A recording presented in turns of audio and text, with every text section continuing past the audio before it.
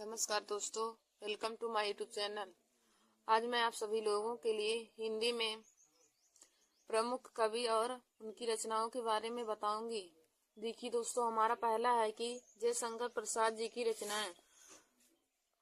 पहले मैं आप सभी लोगों को जयशंकर प्रसाद जी के बारे में बताऊंगी और उनकी रचनाओं के बारे में भी बताऊंगी।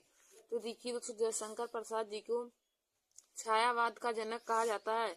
यदि पूछे क्वेश्चन में कि छायावाद का जनक किसे कहा जाता है, तो आप लोग बताएंगे कि छायावाद का जनक जयशंकर प्रसाद जी को कहा जाता है। छायावाद का जनक जयशंकर प्रसाद जी को कहा जाता है। और यदि पूछे कि हिंदी का कलाधर किसे कहा जाता है, हिंदी का कलाधर किस कवि को कहा जाता है, या फिर हिंदी का कलाधर किसे कहा जाता है, तो देखिए दोस्तों, हिंदी का कलाधर जयशंकर प्रसाद जी को कहा जाता है। और छायावाद का जनक भी जयशंकर प्रसाद को कहा जाता है। फिर देखिए दोस्तों, जयशंकर प्रसाद जी की कौन कौन सी रचनाएं हैं, तो इनकी रचनाएं हैं झरना है, आंसू, झरना, आंसू, कंकाल, कामायनी, स्कंदगुप्त, चंद्रगुप्त, कानन कुसुम, करुणालय, चित्राधार, प्रेम पथिक और महाराणा का महत्व। महाराणा का महत्व, यही सब जयशंकर प्रसाद जी की रचनाएं हैं। और देखिए दोस्तों, आंसू, लहर और कामायनी, यह सब तीनों रचनाएं रस सिद्ध रचना है। जयशंकर प्रसाद जी की आंसू, लहर और कामायनी तीनों रस सिद्ध रचनाएं हैं। और देखिए दोस्तों, यदि पूछे कि जयशंकर प्रसाद जी का महाकाव्य कौन सी रचना है, कौन सी ऐसी उनकी रचना है जो महाकाव्य है, तो देखिए दोस्तों, कामायनी जयशंकर प्रसाद जी की एक महाकाव्य है। कामायनी उनकी महाकाव्य है। तो जयशंकर प्रसाद जी की रचनाएं हो जाएगा झरना, आंसू, कंकाल, कामायनी, स्कंदगुप्त, चंद्रगुप्त, कानन कुसुम, करुणालय, चित्राधार, प्रेम पथिक और महाराणा का महत्व। महाराणा का महत्व, यह सब जयशंकर प्रसाद जी की रचनाएं हैं। और देखिए दोस्तों, जयशंकर प्रसाद जी को छायावाद का जनक कहा जाता है। यदि क्वेश्चन में पूछे कि छायावाद का जनक किस कवि को कहा जाता है, तो आप बताएंगे कि छायावाद का जनक जयशंकर प्रसाद जी को कहा जाता है। फिर अगला क्वेश्चन क्या बनता है कि हिंदी का कलाधर किसे कहा जाता है, तो देखिए दोस्तों, हिंदी का कलाधर भी जयशंकर प्रसाद को कहा जाता है। और दोस्तों, एक क्वेश्चन और बनता है कि जयशंकर प्रसाद जी का अधूरा उपन्यास कौन सा है। जयशंकर प्रसाद जी का अधूरा उपन्यास कौन सा है, तो दोस्तों, जयशंकर प्रसाद जी का अधूरा उपन्यास है इरावती है। जयशंकर प्रसाद जी का अधूरा उपन्यास है इरावती है। फिर हमारा अगला है कि अगला हम किस कवि के बारे में जानेंगे, तो अगला देखिए दोस्तों, प्रेमचंद जी की रचनाएं के बारे में जानेंगे हम। अगला हमारा है प्रेमचंद जी की रचनाएं।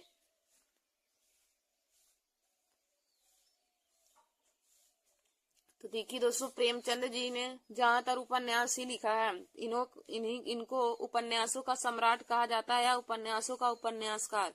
यदि क्वेश्चन में पूछे कि उपन्यासों का उपन्यासकार किसे कहा जाता है, उपन्यासों का उपन्यासकार किसे कहा जाता है, तो दोस्तों, मुंशी प्रेमचंद जी को उपन्यासों का उपन्यासकार कहा जाता है। तो दोस्तों, प्रेमचंद जी की रचनाएं कौन कौन सी है, रंगभूमि, कायाकल्प, ईदगाह, वरदान, निर्मला, कर्मभूमि, प्रेमाश्रय, गबन गोदान, रूठी रानी, सेवा सदन, वरदान, मंगल सूत्र, दो बैलों की आत्मकथा और दोस्तों, बड़े घर की बेटी भी मुंशी प्रेमचंद जी की रचनाएं हैं।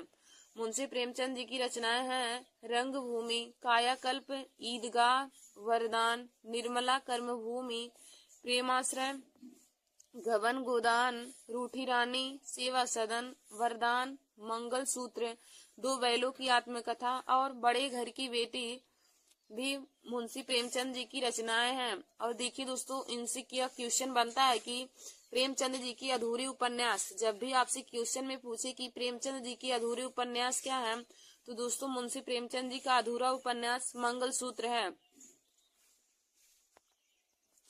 यदि पूछे कि जयशंकर प्रसाद जी का अधूरा उपन्यास क्या है, तो दोस्तों, जयशंकर प्रसाद जी का अधूरा उपन्यास इरावती है।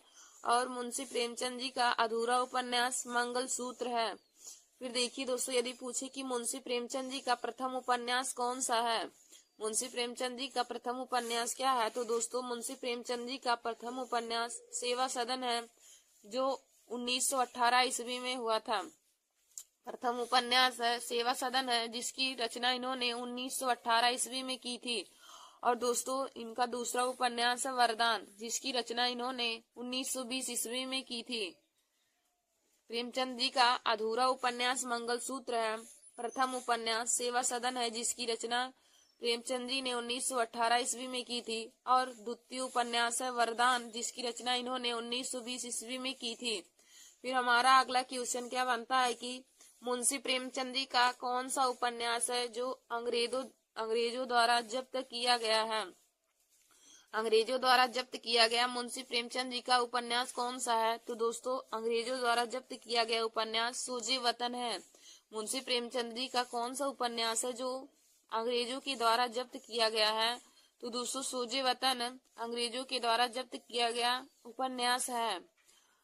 और मुंशी प्रेमचंद जी का अधूरा उपन्यास मंगलसूत्र है। प्रथम उपन्यास सेवा सदन है, जिसकी रचना मुंशी प्रेमचंद जी ने 1918 ईस्वी में की थी।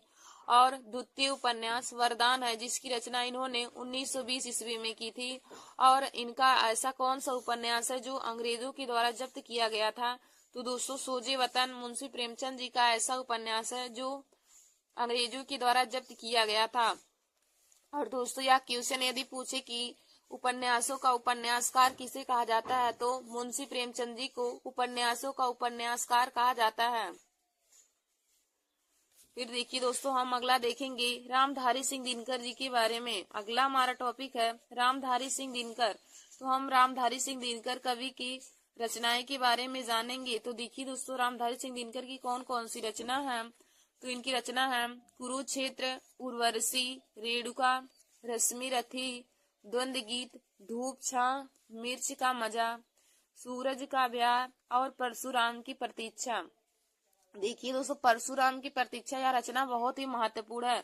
यह हर कंपटीशन की परीक्षाओं में पूछा जाता है कि परशुराम की प्रतीक्षा के लेखक कौन है। तो आप बताएंगे कि परशुराम की प्रतीक्षा के लेखक रामधारी सिंह दिनकर जी हैं। परशुराम की प्रतीक्षा के लेखक रामधारी सिंह दिनकर जी हैं। और देखिए दोस्तों इनकी रचनाएं हो जाएगा कुरुक्षेत्र, उर्वशी, रेणुका, रश्मि रथी, द्वंद्व गीत, धूप छां, मिर्च का मजा, सूरज का ब्याह और परशुराम की प्रतीक्षा। तो यह सभी रचनाएं रामधारी सिंह दिनकर जी की है। फिर देखिए दोस्तों रामधारी सिंह दिनकर से क्वेश्चन क्या बनता है कि रामधारी सिंह दिनकर को भारतीय ज्ञानपीठ पुरस्कार किस कृति पर मिला था। रामधारी सिंह दिनकर को भारतीय ज्ञानपीठ पुरस्कार किस कृति पर मिला था।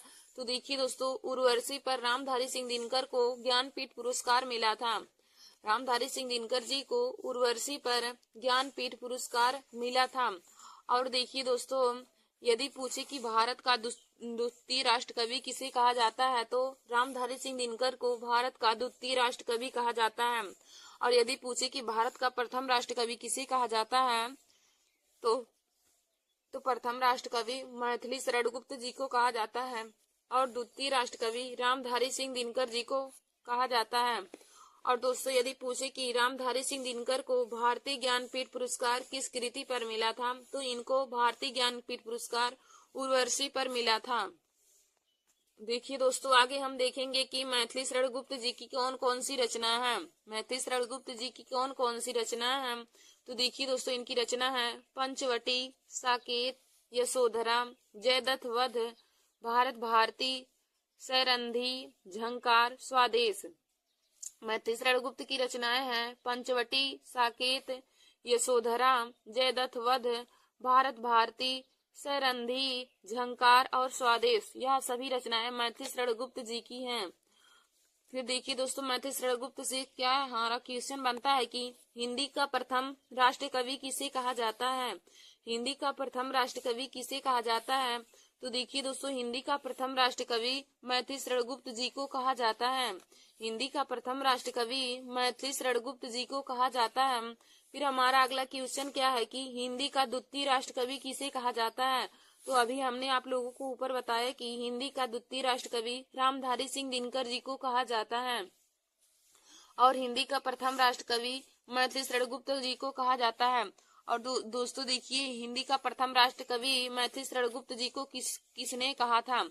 तो महात्मा गांधी ने मैथिली शरण गुप्त जी को हिंदी का प्रथम राष्ट्र कवि माना था। महात्मा गांधी ने मैथिली शरण गुप्त जी को हिंदी का प्रथम राष्ट्र कवि माना था। तो मैथिली शरण गुप्त की रचनाएं हो जाएगा पंचवटी, साकेत, यशोधरा, जयदत्त वध, भारत भारती, सैरंधी, झंकार और स्वदेश, यह सभी मैथिली शरण गुप्त जी की रचनाएं हैं। और दोस्तों मैथिली शरण गुप्त जी को हिंदी का प्रथम राष्ट्र कवि कहा जाता है और हिंदी का द्वितीय राष्ट्र कवि रामधारी सिंह दिनकर जी को कहा जाता है। फिर देखिए दोस्तों हमारा अगला है सूर्यकांत त्रिपाठी निराला जी की रचनाएं। आगे हम देखेंगे सूर्यकांत त्रिपाठी निराला जी की कौन कौन सी रचना है।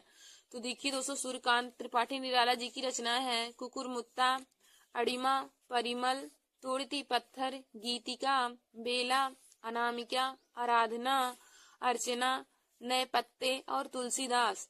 सूर्यकांत त्रिपाठी निराला की रचनाएं हैं कुकुरमुत्ता, अड़िमा, परिमल, तोड़ती पत्थर, गीतिका, बेला, अनामिका, आराधना, अर्चना, नए पत्ते और तुलसीदास। तुलसीदास भी सूर्यकांत त्रिपाठी निराला की रचनाएं हैं। अब देखिए दोस्तों सूर्यकांत त्रिपाठी निराला के बारे में हम जानेंगे तो हमारा इनसे क्वेश्चन क्या बनता है कि हिंदी के क्रांतिकारी कवि किसे कहा जाता है। हिंदी के क्रांतिकारी कवि किसे कहा जाता है। तो दोस्तों देखिए सूर्यकांत त्रिपाठी निराला जी को हिंदी के क्रांतिकारी कवि कहा जाता है। जब भी क्वेश्चन में पूछे कि हिंदी का क्रांतिकारी कवि किसे कहा जाता है तो दोस्तों हिंदी का क्रांतिकारी कवि सूर्यकांत त्रिपाठी निराला जी को कहा जाता है। फिर हमारा अगला क्वेश्चन है कि हिंदी की आत्मा के नाम से किस कवि को जाना जाता है। हिंदी की आत्मा के नाम से किस कवि को जाना जाता है। तो देखिए दोस्तों हिंदी की आत्मा के नाम से माखनलाल चतुर्वेदी को जाना जाता है। हिंदी की आत्मा के नाम से माखनलाल चतुर्वेदी को जाना जाता है। और दोस्तों माखनलाल चतुर्वेदी की जो दो रचनाएं बहुत ही महत्वपूर्ण है। नंबर 1 है हिम तरंगिणी, नंबर 2 है हिम किरीटनी। नंबर 1 हिम तरंगिणी और नंबर दूसरा है हिम किरीटनी। यह माखनलाल चतुर्वेदी की बहुत ही प्रमुख दोनों रचनाएं हैं और माखनलाल चतुर्वेदी को हिंदी की आत्मा के नाम से जाना जाता है।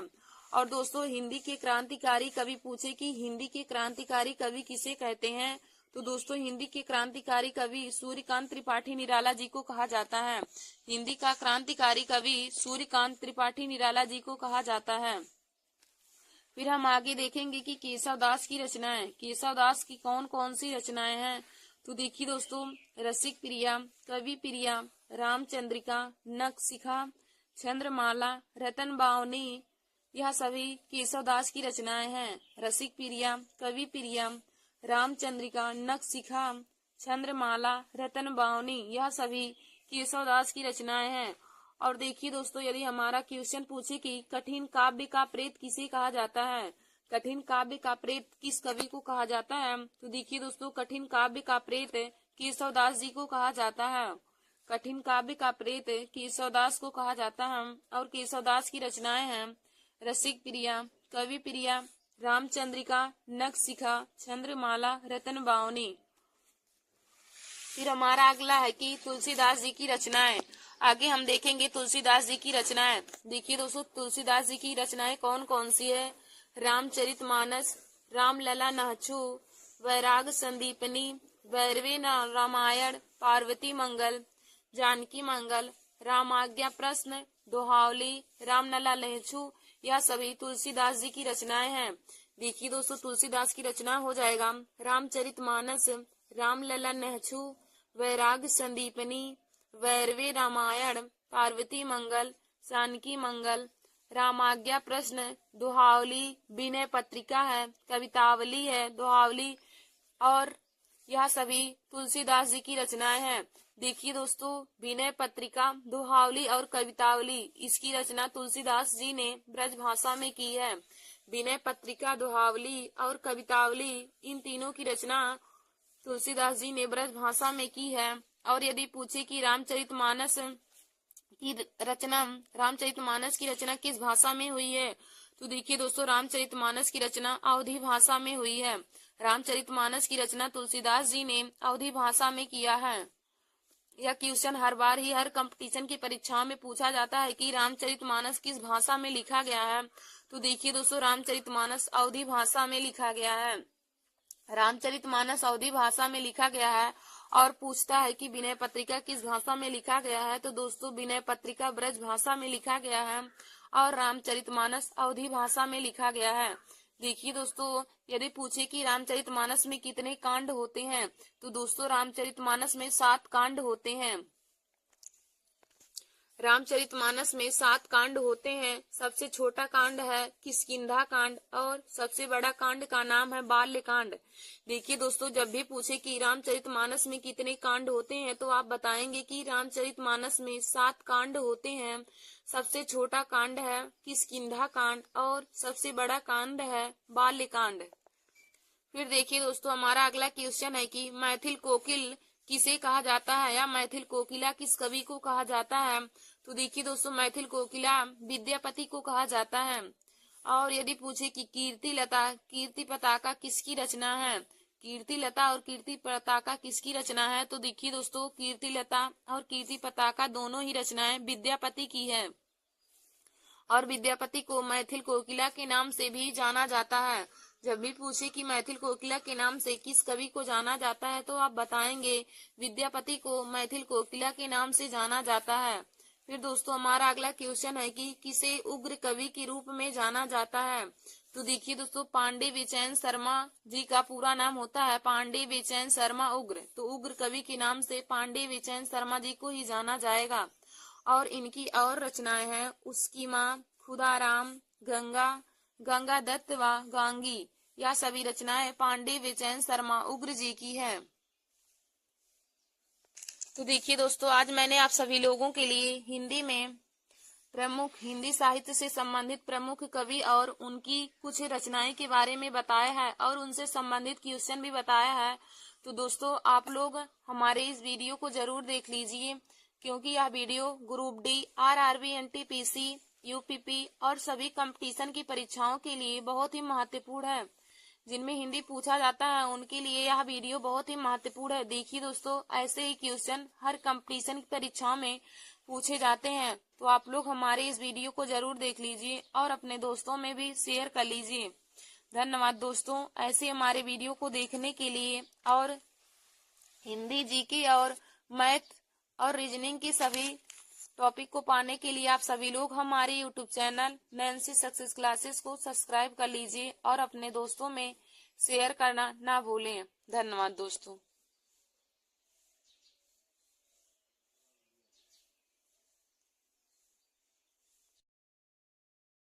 नमस्कार दोस्तों, welcome to my YouTube channel. आज मैं आप सभी लोगों के लिए हिंदी साहित्य से संबंधित महत्वपूर्ण क्वेश्चन लेकर आई हूँ। देखिए दोस्तों, आज का हमारा टॉपिक है हिंदी साहित्य से संबंधित महत्वपूर्ण क्वेश्चन। तो देखिए दोस्तों, आज का हमारा यह video group D, RRB, NTPC और सभी कंपटीशन की परीक्षा के लिए बहुत ही महत्वपूर्ण है। तो हमारा यहाँ पे पहला क्वेश्चन दिया है कि हिंदी को भारतीय संविधान में क्या कहा गया है।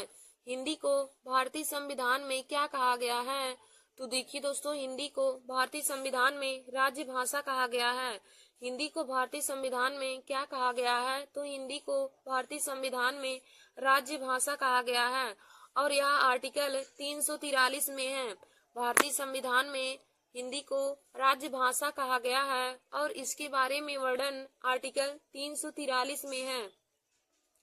और देखिए दोस्तों, आर्टिकल 351 में किसके बारे में वर्णन है, तो आर्टिकल 351 में हिंदी के विकास के बारे में वर्णन है। फिर हमारा अगला क्वेश्चन है कि हिंदी का प्रथम आदि कवि कौन है। हिंदी का प्रथम आदि कवि कौन है, तो दोस्तों हिंदी का प्रथम आदि कवि स्वयंभू है। हिंदी का प्रथम आदि कवि स्वयंभू है। फिर हमारा अगला क्वेश्चन है कि हिंदी का प्रथम पत्र कौन सा है। हिंदी का प्रथम पत्र कौन सा है, तो देखिए दोस्तों, हिंदी का प्रथम पत्र उतंड मार्तंड है। हिंदी का प्रथम पत्र उतंड मार्तंड है।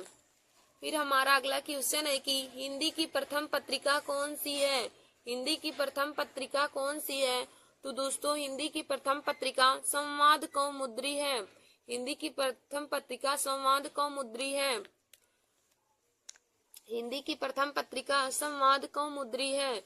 फिर दोस्तों, हमारा अगला क्वेश्चन है कि आदत से अक्कड़ स्वभाव से फक्कड़ किस कवि का उपनाम है।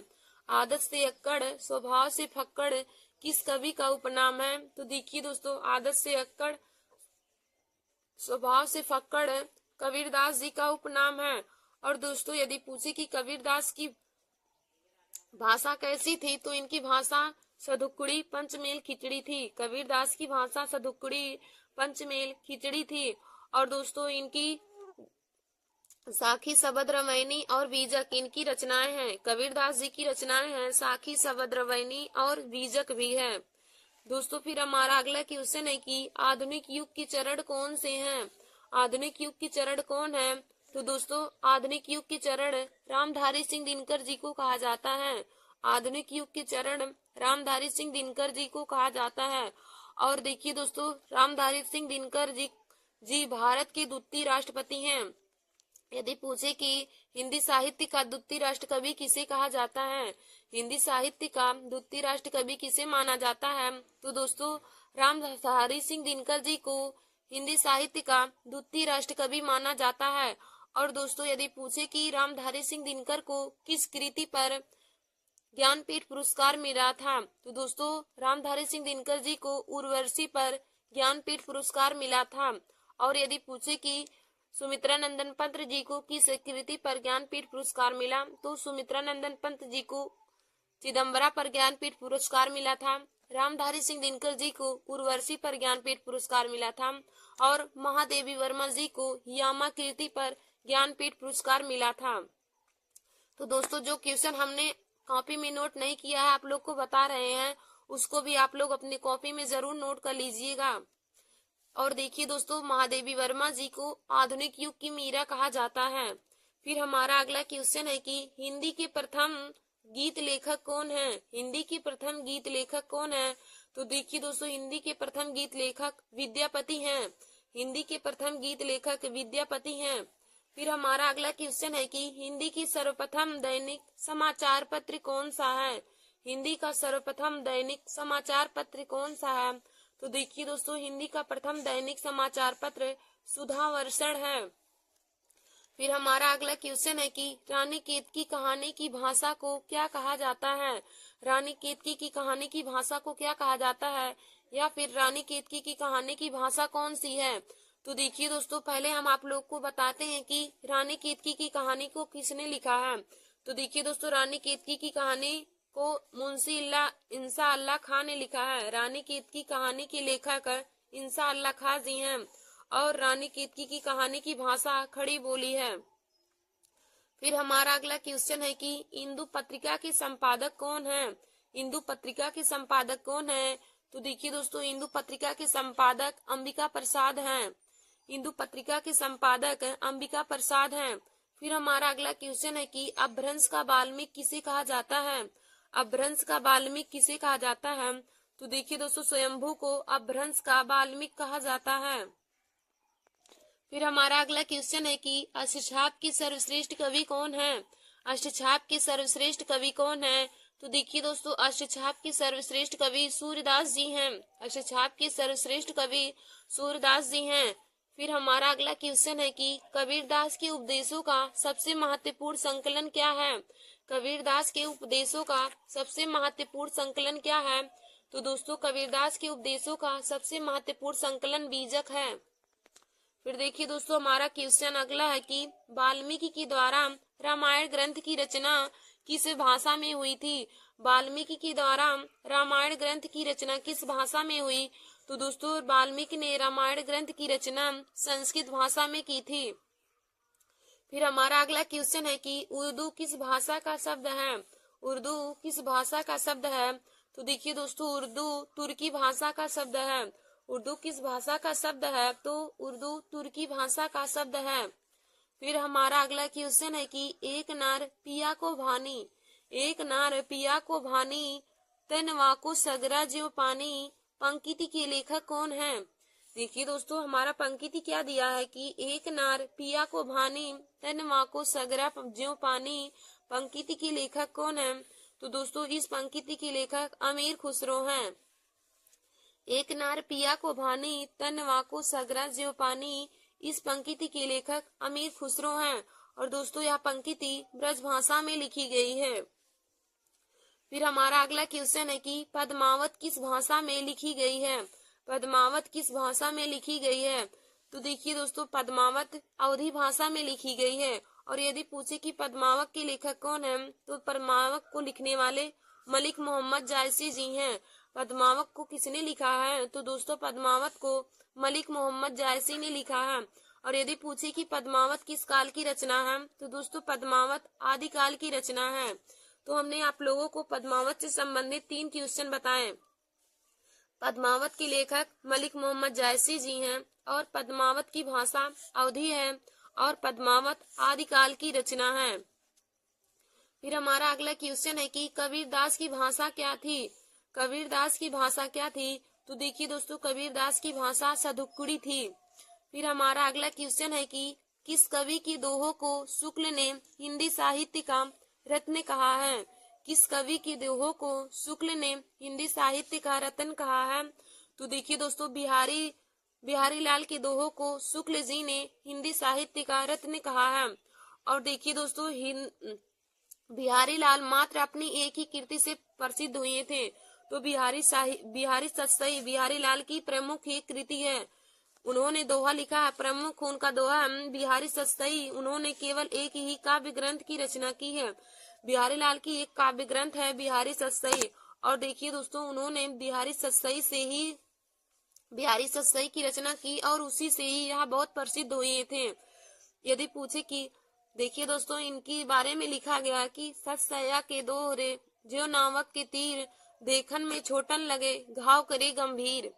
इनके दोहे, बिहारी लाल के दोहे केवल देखने में ही छोटे लगते थे, लेकिन ये दिल पर बहुत ही ज्यादा गंभीर घाव करते थे। तो इनकी मात्र एक कृति है बिहारी सतसई, जिससे यह पूरे प्रसिद्ध हुए थे। बिहारी लाल की मात्र एक कृति बिहारी सतसई थे, जिसके द्वारा यह पूरे हिंदी साहित्य में एकदम प्रसिद्ध हो गए थे। फिर दोस्तों, हमारा अगला क्वेश्चन है कि कालिदास की अभिज्ञान शकुंतलम का हिंदी में अनुवाद किसने किया था। कालिदास की अभिज्ञान शकुंतलम का हिंदी में अनुवाद किसने किया, तो देखिए दोस्तों, कालिदास की अभिज्ञान शकुंतलम का हिंदी में अनुवाद राजा लक्ष्मण सिंह ने किया था। धन्यवाद दोस्तों। ऐसे हमारे वीडियो को देखने के लिए और हिंदी, पॉलिटी, मैथ, रीजनिंग और सभी कंपटीशन की परीक्षाओं के लिए, सभी विषय के इम्पोर्टेंट क्वेश्चन को पाने के लिए आप सभी लोग हमारे YouTube channel Nancy success classes को सब्सक्राइब कर लीजिए और अपने दोस्तों में शेयर करना ना भूलें। धन्यवाद दोस्तों। देखिए दोस्तों, जो आज हमने क्वेश्चन हिंदी में कराए हैं, यह हम आरआरबी, एनटीपीसी और ग्रुप डी की परीक्षाओं दोनों के लिए बहुत ही महत्वपूर्ण है। तो आप लोग इसे अपने कॉपी में नोट कर लीजिएगा। देखिए दोस्तों, हिंदी साहित्य से संबंधित क्वेश्चन हर कंपटीशन की परीक्षा में पूछा जाता है। धन्यवाद दोस्तों।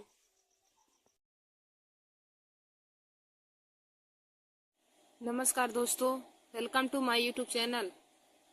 आज मैं क्लास 10th के सब्जेक्ट हिंदी में मोस्ट इम्पोर्टेंट टॉपिक लेकर आई हूँ। तो देखिए दोस्तों, आज का हमारा टॉपिक है कि गद्य खंड में उल्लेखित रचनाएं और उनके लेखक। देखिए दोस्तों, गद्य खंड से संबंधित रचनाएं और उनके लेखक के बारे में बोर्ड एग्जाम की परीक्षा में 20 नंबर के क्वेश्चन आते हैं। बहुविकल्पी जो क्वेश्चन होते हैं 20 नंबर के आते हैं, और इनसे संबंधित 5-6 नंबर के क्वेश्चन आपको जरूर पूछे जाएंगे। तो देखिए दोस्तों, आप लोग हमारे इस वीडियो को जरूर देख लीजिए। देखिए दोस्तों, यह वीडियो हमारा क्लास 10th के लिए नहीं बल्कि हर कंपटीशन की परीक्षाओं के लिए भी बहुत ही महत्वपूर्ण है, और क्लास 12 के विद्यार्थियों के लिए भी बहुत महत्वपूर्ण है, क्योंकि क्लास 12th में भी हिंदी में रचनाएं और उनके लेखक के बारे में पूछा जाता है। और देखिए दोस्तों, हर कंपटीशन की परीक्षा जिनमें हिंदी पूछी जाती है, उनमें भी रचनाएं हमारा 2 से 3 नंबर में पूछा जाता है। तो आप लोग भी हमारे इस वीडियो को जरूर देख लीजिए और अपने दोस्तों में भी शेयर कर लीजिए। तो चलिए दोस्तों, आज मैं आप लोगों को रचनाएं एवं उनके लेखक के बारे में बताती हूँ, और तथा वह कौन सी विधा है उसके बारे में भी बताऊंगी। तो दोस्तों, आप लोग पहले 3 हेडिंग डाल लीजिएगा। पहला रचनाएं, 3 कॉलम बनाकर 3 हेडिंग डाल लेंगे। पहले कॉलम में रचनाएं रहेगा, दूसरे कॉलम में विधा और तीसरे कॉलम में लेखक। पहला कॉलम रचना रहेगा, दूसरा विधा, तीसरा लेखक। तो अब रचनाएं में हम पहले लिखेंगे। तो देखिए दोस्तों, हमारी पहली रचना है अथाह सागर। मतलब अथाह सागर किस विधा की रचना है और इसके लेखक कौन है, उनके बारे में आप लोगों को मैं बताऊंगी। तो देखिए दोस्तों, अथाह सागर यह विज्ञान विधा की रचना है। अथाह सागर विज्ञान विधा की रचना है और अथाह सागर के लेखक जयप्रकाश भारती हैं। अथाह सागर के लेखक जयप्रकाश भारती और अथाह सागर विज्ञान विधा की रचना है। तो देखिए दोस्तों, जैसे आप लोग देख सकते हैं कि नीचे देखिए कितनी बार पूछा गया है। 2011 में, 2013, 2017 और 2014 में 3-4 बार पूछा जा चुका है यह रचना। तो यह रचना बहुत ही महत्वपूर्ण है। तो पूछे कि अथाह सागर कौन सी विधा है या फिर पूछे कि इसके लेखक कौन है, तो आप लोग बताएंगे अथाह सागर विज्ञान विधा की रचना है और इसके लेखक जयप्रकाश भारती हैं। फिर हमारा अगला है अनंत आकाश। तो देखिए दोस्तों, अनंत आकाश यह भी विज्ञान विधा की रचना है और अनंत आकाश के लेखक जयप्रकाश भारती जी हैं। अनंत आकाश के लेखक जयप्रकाश भारती हैं और अनंत आकाश भी विज्ञान विधा की रचना है। देखिए दोस्तों, अनंत आकाश विज्ञान विधा की रचना है और इसके लेखक जयप्रकाश भारती जी हैं। अनंत आकाश के लेखक जयप्रकाश भारती जी हैं और यह विज्ञान विधा की रचना है।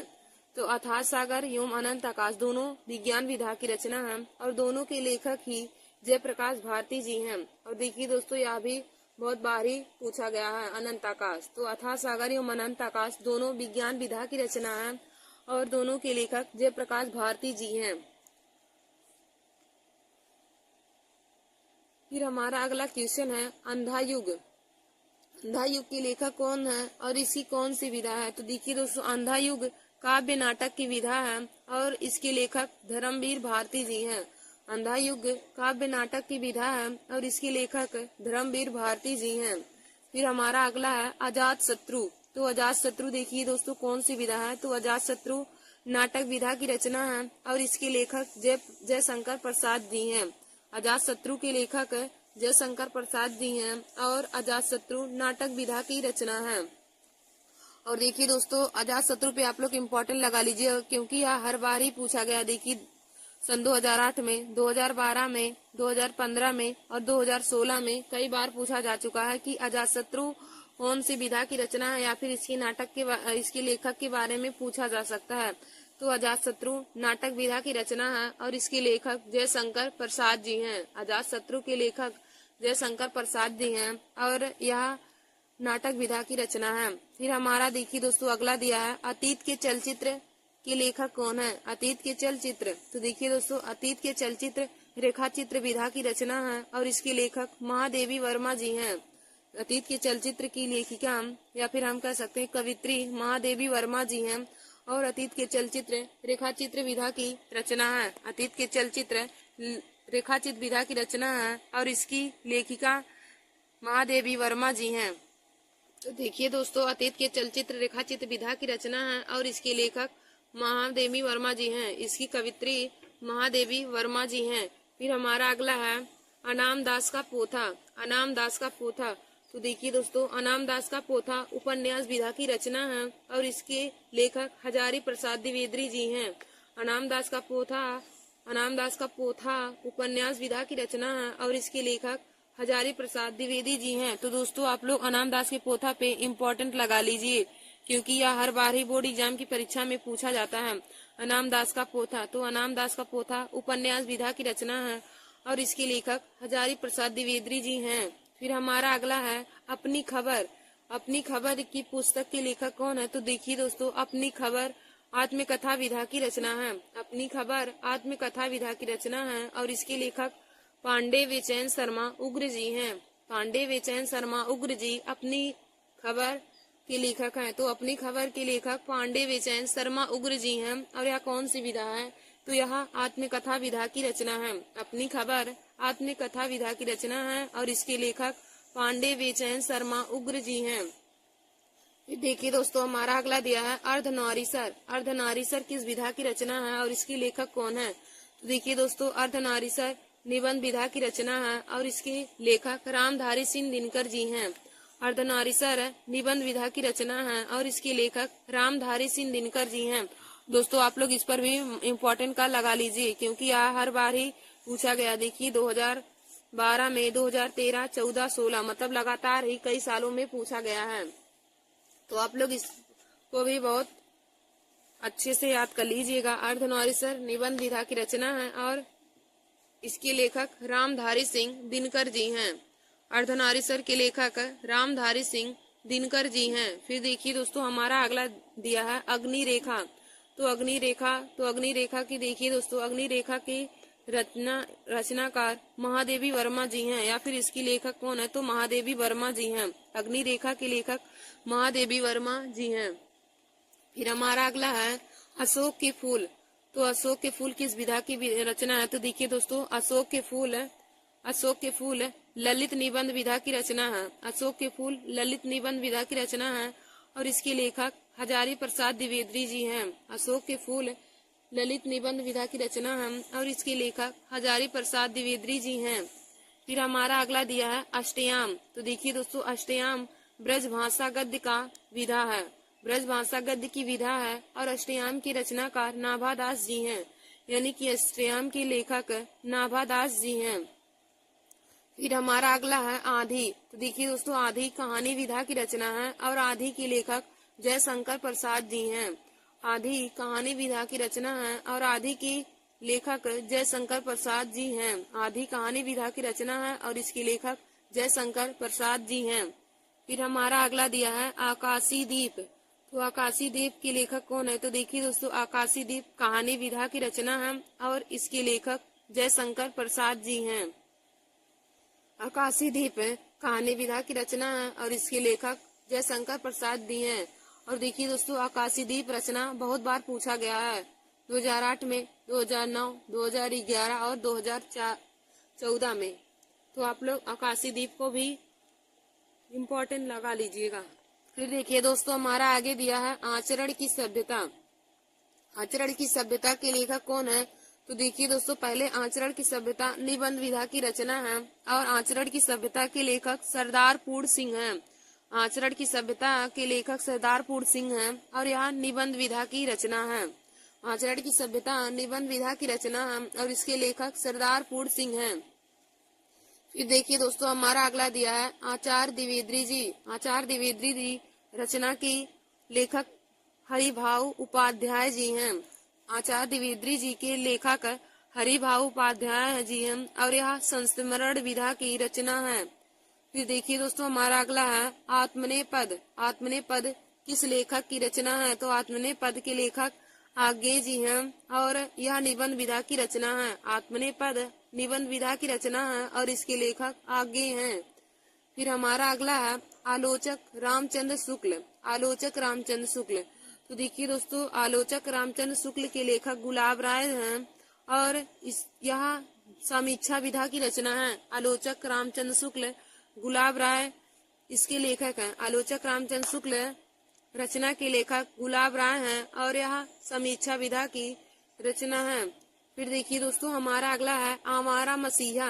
आवारा मसीहा के लेखक कौन है तो आवारा मसीहा देखिए दोस्तों यह जीवनी विधा की रचना है। आवारा मसीहा जीवनी विधा की रचना है और इसके लेखक विष्णु प्रभाकर जी हैं। और देखिए दोस्तों यह बहुत ही महत्वपूर्ण है, इसमें वेरी वेरी इंपॉर्टेंट लगा लीजिए क्योंकि यह हर बार ही बोर्ड एग्जाम की परीक्षा में पूछ लिया जाता है। 1-2 साल में तो रिपीट जरूर हो जाता है कि आवारा मसीहा किस विधा की रचना है या फिर इसके लेखक कौन है। तो दोस्तों आप लोग इसके विधा और लेखक को जरूर जान लीजिए और इसको जरूर तैयार कर लीजिए। आवारा मसीहा जीवनी विधा की रचना है और इसके लेखक विष्णु प्रभाकर जी हैं। आवारा मसीहा जीवनी विधा की रचना है और इसके लेखक विष्णु प्रभाकर हैं। फिर देखिए दोस्तों हमारा अगला है आषाढ़ का एक दिन। आषाढ़ का एक दिन। तो देखिए दोस्तों आषाढ़ का एक दिन नाटक विधा की रचना है और इसके लेखक मोहन राकेश हैं। आषाढ़ का एक दिन इसके लेखक मोहन राकेश हैं और यह नाटक विधा की रचना है। फिर हमारा अगला दिया है इंदुमती। फिर हमारा अगला दिया है इंदुमती। तो देखिए दोस्तों इंदुमती के लेखक कौन है तो इंदुमती के लेखक यह कहानी विधा की रचना है और इंदुमती के लेखक किशोरी लाल गोस्वामी जी हैं। इंदुमती के लेखक किशोरी लाल गोस्वामी जी हैं और यह कहानी विधा की रचना है। फिर देखिए दोस्तों हमारा अगला है इंद्रजाल। तो इंद्रजाल कहानी विधा की रचना है और इंद्रजाल के लेखक जयशंकर प्रसाद जी हैं। इंद्रजाल के लेखक जयशंकर प्रसाद जी हैं और यह कहानी विधा की रचना है। इंद्रजाल कहानी विधा की रचना है और इसके लेखक जयशंकर प्रसाद जी हैं। फिर हमारा अगला है इतिहास के पन्नों पर। इतिहास के पन्नों पर तो देखिए दोस्तों, इतिहास के पन्नों पर यह आलोचना विधा की रचना है। इतिहास के पन्नों पर यह आलोचना विधा की रचना है और इसके लेखक भगवत शरण उपाध्याय जी हैं। इतिहास के पन्नों पर यह आलोचना विधा की रचना है और इसके लेखक भगवत शरण उपाध्याय जी हैं। फिर हमारा देखिए दोस्तों अगला दिया है उजली आग। तो उजली आग निबंध विधा की रचना है और उजली आग के लेखक रामधारी सिंह दिनकर जी हैं। उजली आग के लेखक रामधारी सिंह दिनकर जी हैं और यह निबंध विधा की रचना है। और देखिए दोस्तों, उजली आग भी बहुत ही बार पूछा गया है। 2009 में, 2013, 2015, 2017 और 2018 में। तो आप लोग इसको भी अपनी कॉपी में नोट करके इसको भी तैयार कर लीजिएगा। उजली आग किस विधा की रचना है? तो दोस्तों, उजली आग निबंध विधा की रचना है और यह इसके लेखक रामधारी सिंह दिनकर जी हैं। फिर दोस्तों हमारा अगला क्वेश्चन है उसने कहा था। उसने कहा था किस विधा की रचना है और इसके लेखक कौन है? तो दोस्तों, उसने कहा था यह कहानी विधा की रचना है और इसके लेखक चंद्रधर शर्मा गुलेरी जी हैं। उसने कहा था यह कहानी विधा की रचना है और इसके लेखक चंद्रधर शर्मा गुलेरी जी हैं। फिर हमारा अगला क्वेश्चन है उस पार के पड़ोसी। तो उस पार के पड़ोसी देखिए दोस्तों, यह यात्रा वृत्तांत विधा की रचना है। उस पार के पड़ोसी यात्रा वृत्तांत की विधा की रचना है और इसके लेखक काका कालेकर हैं। फिर हमारा अगला क्वेश्चन है कि उनका बचपन यूं बीता। उनका बचपन यूं बीता के लेखक कौन है? तो उनका बचपन यूं बीता के लेखक जयप्रकाश भारती जी हैं और यह संस्मरण विधा की रचना है। देखिए दोस्तों, उनका बचपन यूं बीता यह संस्मरण विधा की रचना है और उसके लेखक जयप्रकाश भारती जी हैं। उनका बचपन यूं बीता संस्मरण विधा की रचना है और इसके लेखक जयप्रकाश भारती जी हैं। फिर देखिए दोस्तों हमारा अगला दिया है एक घूंट। तो एक घूंट यह नाटक विधा की रचना है और एक घूंट के लेखक जयशंकर प्रसाद जी हैं। एक घूंट नाटक विधा की रचना है और इसके लेखक जयशंकर प्रसाद जी हैं। और देखिए दोस्तों, एक घूंट भी बार बार ही बोर्ड एग्जाम की परीक्षा में पूछा गया है, तो आप लोग इसे भी जरूर तैयार कर लीजिए कि एक घूंट नाटक विधा की रचना है और इसके लेखक जयशंकर प्रसाद जी हैं। एक घूंट जो है यह नाटक विधा की रचना है और इसके लेखक जयशंकर प्रसाद जी हैं। फिर देखिए दोस्तों हमारा अगला क्वेश्चन है कंकाल। तो कंकाल उपन्यास विधा की रचना है। कंकाल उपन्यास विधा की रचना है और कंकाल के लेखक जयशंकर प्रसाद जी हैं। कंकाल उपन्यास विधा की रचना है और इसके लेखक जयशंकर प्रसाद जी हैं। फिर हमारा अगला दिया है करबला। तो देखिए दोस्तों, करबला नाटक विधा की रचना है और इसके लेखक मुंशी प्रेमचंद जी हैं। करबला के लेखक मुंशी प्रेमचंद जी हैं और यह नाटक विधा की रचना है।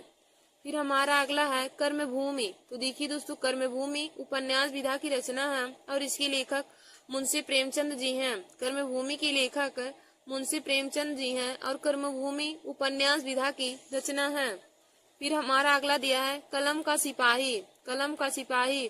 तो देखिए दोस्तों, कलम का सिपाही जीवनी है अमृत राय की। यदि इसके लेखक पूछा जाता, जीवनी इनकी है और इसकी रचनाकार यदि पूछा जाता तो रचनाकार कलम के सिपाही की मुंशी प्रेमचंद हो जाते। तो जीवनी यहाँ अमृत राय की है और इसको लिखे हैं मुंशी प्रेमचंद। तो कलम का सिपाही जीवनी विधा की रचना है और इसके लेखक अमृत राय जी हैं।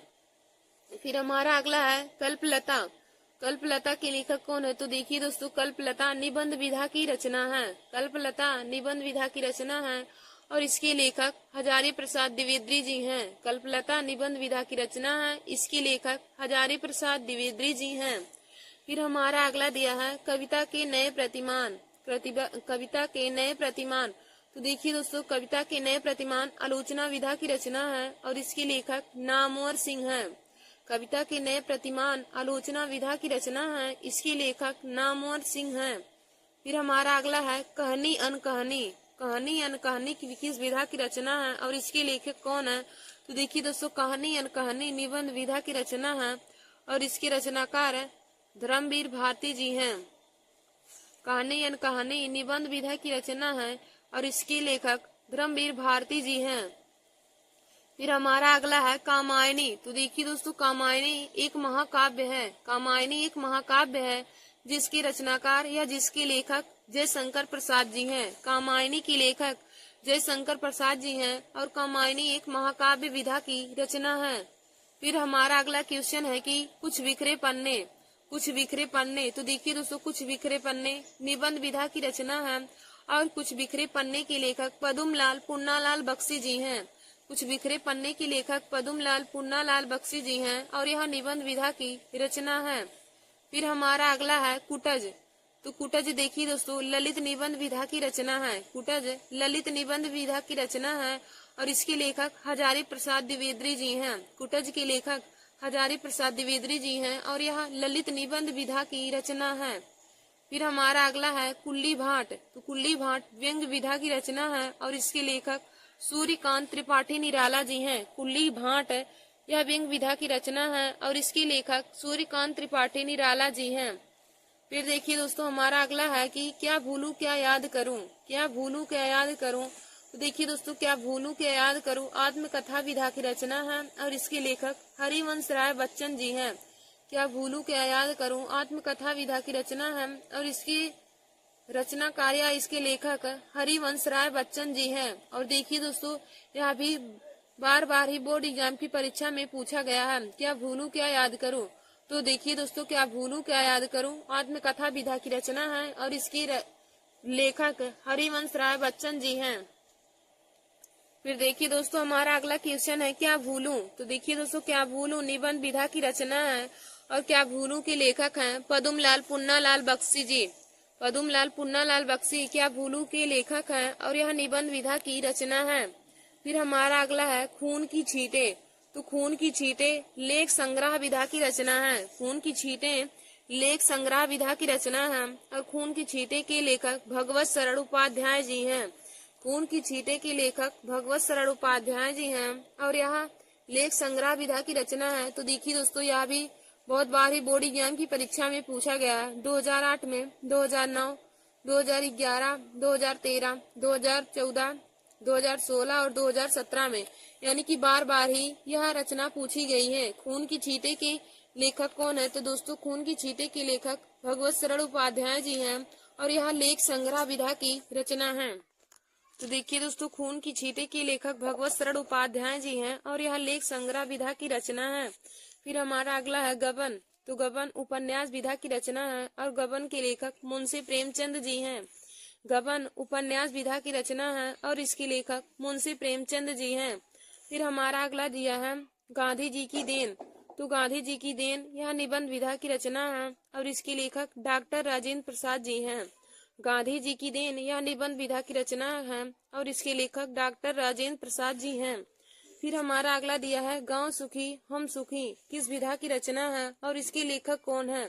तो देखिए दोस्तों, गांव सुखी हम सुखी यह विनोबा भावे की रचना है और यह निबंध विधा की रचना है और इसके लेखक विनोबा भावे जी हैं। गांव सुखी तो हम सुखी यह विनोबा भावे की रचना है और इसके यह दोस्तों निबंध विधा की रचना है। फिर हमारा अगला है गिरती दीवारें। गिरती दीवारें के लेखक कौन है और इसकी विधा कौन है। तो दोस्तों, गिरती दीवारें के लेखक उपेंद्र नाथ अस्क हैं। गिरती दीवारें के लेखक उपेंद्र नाथ अस्क हैं और यह उपन्यास विधा की रचना है। फिर हमारा अगला है गुनाहों का देवता। गुनाहों का देवता। तो देखिए दोस्तों, गुनाहों का देवता इसके लेखक धर्मवीर भारती हैं। गुनाहों के देवता के लेखक धर्मवीर भारती जी हैं और यह उपन्यास विधा की रचना है। गुनाहों का देवता उपन्यास विधा की रचना है और इसके लेखक धर्मवीर भारती जी हैं। फिर हमारा अगला है गेहूं और गुलाब। गेहूं और गुलाब। तो देखिए दोस्तों, गेहूं और गुलाब निबंध विधा की रचना है और इसके लेखक रामवृक्ष बेनीपुरी जी हैं। गेहूं और गुलाब यह निबंध विधा की रचना है और इसके लेखक रामवृक्ष बेनीपुरी जी हैं। फिर हमारा अगला है गोदान। तो गोदान उपन्यास विधा की रचना है और गोदान के लेखक मुंशी प्रेमचंद जी हैं। गोदान जो है यह उपन्यास विधा की रचना है और इसके लेखक मुंशी प्रेमचंद जी हैं।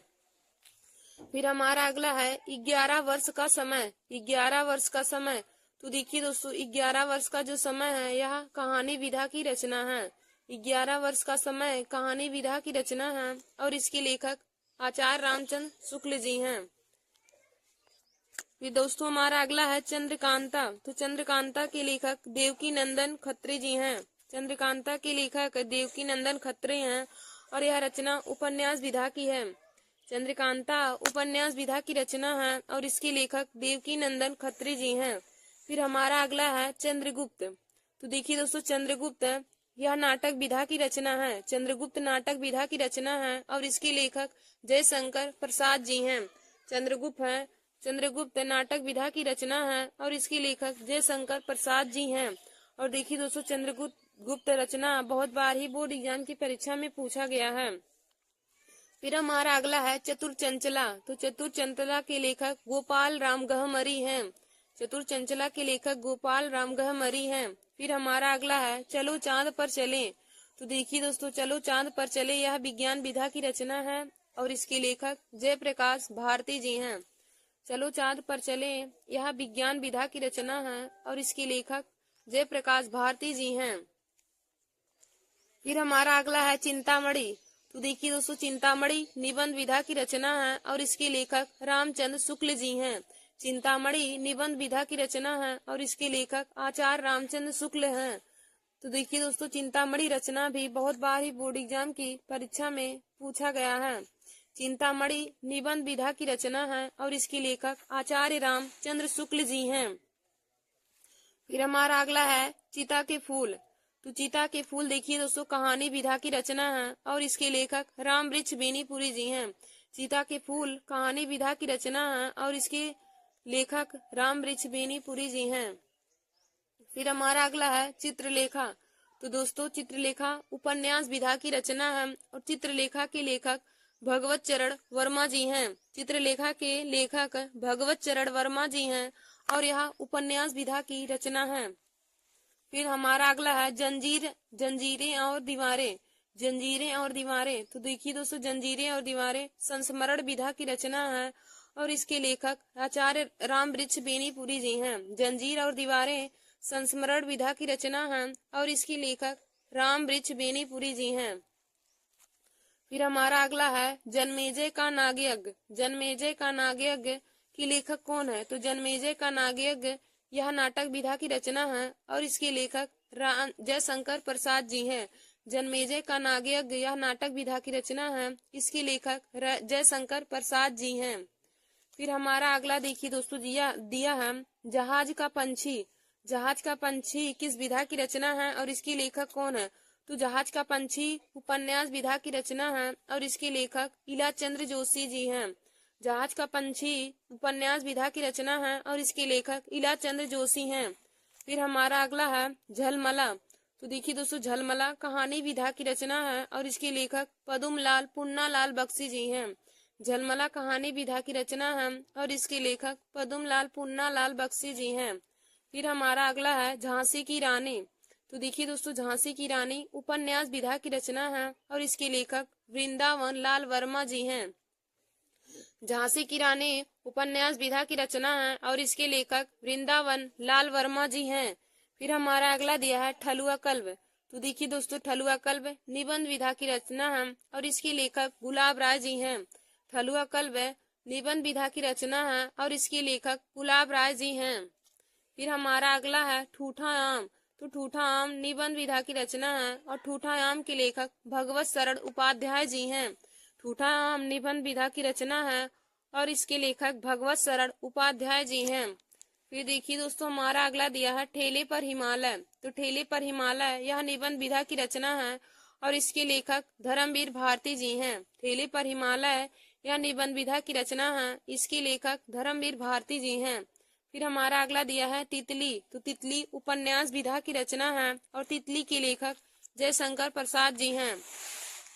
फिर हमारा आगे है कि तीर्थ सलिल। तो तीर्थ सलिल जीवनी विधा की रचना है और इसके लेखक सत्येंद्र नाथ दत्त जी हैं। तीर्थ सलिल जीवनी विधा की रचना है और इसके लेखक सत्येंद्र नाथ दत्त जी हैं। और देखिए दोस्तों तीर्थ सलिल रचना भी बहुत बार ही बोर्ड एग्जाम की परीक्षा में पूछा गया है। फिर हमारा अगला है त्याग पत्र। तो देखिए दोस्तों त्याग पत्र के लेखक कौन है और यह किस विधा की रचना है? तो त्याग पत्र उपन्यास विधा की रचना है और इसके लेखक जैनेन्द्र कुमार हैं। त्यागपत्र उपन्यास विधा की रचना है और इसके लेखक जैनेन्द्र कुमार हैं। फिर हमारा अगला है तुम चंदन हम पानी। तुम चंदन हम पानी यह किस विधा की रचना है और इसके लेखक कौन है? तो तुम चंदन हम पानी निबंध विधा की रचना है और इसके लेखक डॉक्टर विद्यानिवास मिश्र जी हैं। तुम चंदन हम पानी यह निबंध विधा की रचना है और इसके लेखक डॉक्टर विद्यानिवास मिश्र जी हैं।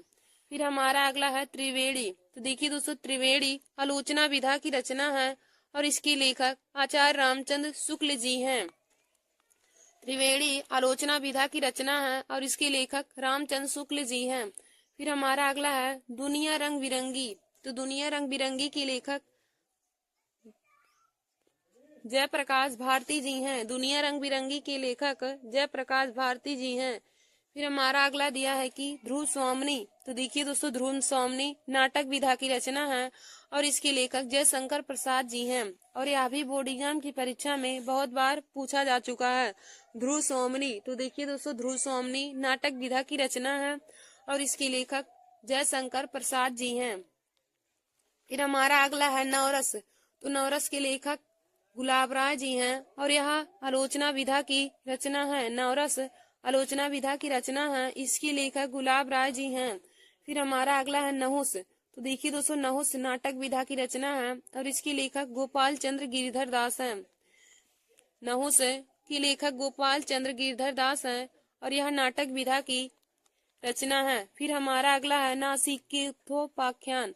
नासिकेतोपाख्यान यह देखिए दोस्तों आख्यान विधा की रचना है और नासिकेतोपाख्यान के लेखक सदल मिश्र हैं। तो यह रचना बहुत ही महत्वपूर्ण है, हर बार ही बोर्ड एग्जाम की परीक्षा में पूछा जाता है। नासिकेतोपाख्यान की रचना के लेखक कौन है? तो नासिकेतोपाख्यान के लेखक सदल मिश्र जी हैं। फिर हमारा अगला है नीड़ का निर्माण फिर। नीड़ का निर्माण फिर। तो देखिए दोस्तों, नीड़ का निर्माण फिर यह आत्मकथा विधा की रचना है और इसके लेखक हरिवंश राय बच्चन जी हैं। नीड़ का निर्माण फिर यह आत्मकथा की विधा की रचना है और इसके लेखक हरिवंश राय बच्चन जी हैं। फिर हमारा अगला है निर्मला। तो देखिए दोस्तों, निर्मला उपन्यास विधा की रचना है और निर्मला के लेखक मुंशी प्रेमचंद जी हैं। फिर हमारा अगला है नदी प्यासी थी।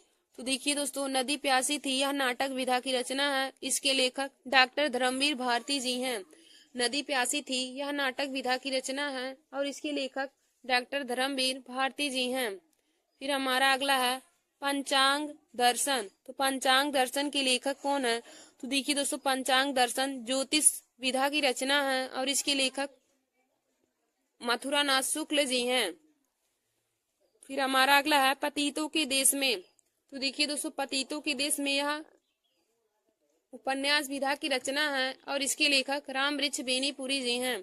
पतितों के देश में उपन्यास विधा की रचना है और इसके लेखक राम वृक्ष बेनीपुरी जी हैं। फिर हमारा अगला है कि पथ के साथी। तो पथ के साथी रेखा चित्र विधा की रचना है और इसकी लेखिका महादेवी वर्मा जी हैं। फिर हमारा अगला है परशुराम की प्रतीक्षा। तो देखिए दोस्तों, परशुराम की प्रतीक्षा यह काव्य विधा की रचना है और इसके लेखक रामधारी सिंह दिनकर जी हैं। धन्यवाद दोस्तों। आज मैंने क्लास 10, क्लास 12 और हर कंपटीशन की परीक्षा के लिए जिनमें हिंदी पूछे जाते हैं उनके लिए बहुत ही महत्वपूर्ण टॉपिक लेकर आए थे। तो आज का हमारा यह टॉपिक था कि गद्य खंड में प्रमुख लेखक और उनकी रचनाएं, प्रमुख रचनाएं और उनके लेखक के नाम। तो आप लोग हमारे इस वीडियो को जरूर देख लीजिए और अपने दोस्तों में भी शेयर कर लीजिए। धन्यवाद दोस्तों।